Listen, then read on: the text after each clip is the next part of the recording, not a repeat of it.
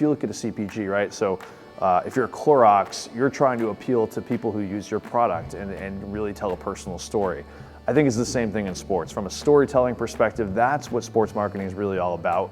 We hook you in with that story. So the same way that, stats are great, but at the end of the day, what makes people passionate about a sports team is the journey that a sports team takes you on, whether it's your favorite player or a favorite team coming together to go on a journey to win a championship, or a young team of a bunch of rookies and unestablished players growing into who they're going to be.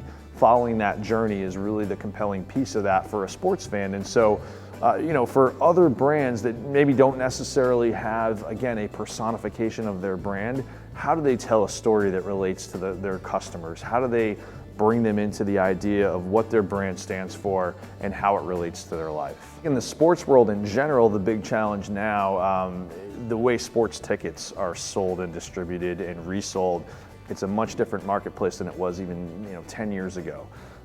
The idea of a season ticket is something that every sports marketer is kind of rethinking, because the days of people signing up for a season ticket and holding on to that for 20, 30 years may be coming to an end, because now the access and availability with a StubHub, with all these third-party providers who can provide a marketplace for tickets to be bought and sold has exploded.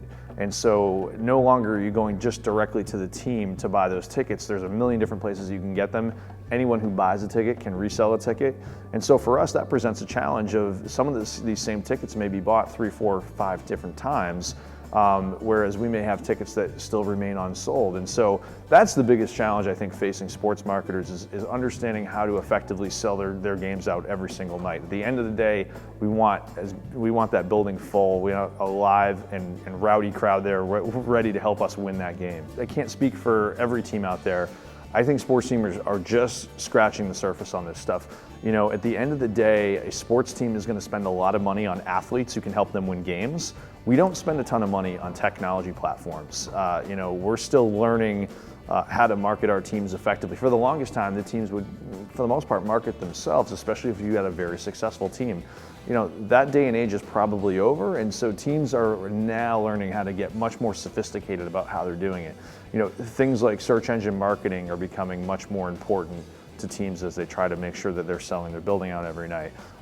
It's funny, you come to a conference like this and you meet so many vendors who have technologies that honestly, in some cases, you're learning about for the first time and really understanding how they work and how they're able to retarget fans who have seen your tickets and then they go onto Facebook and they're getting another ad for your tickets.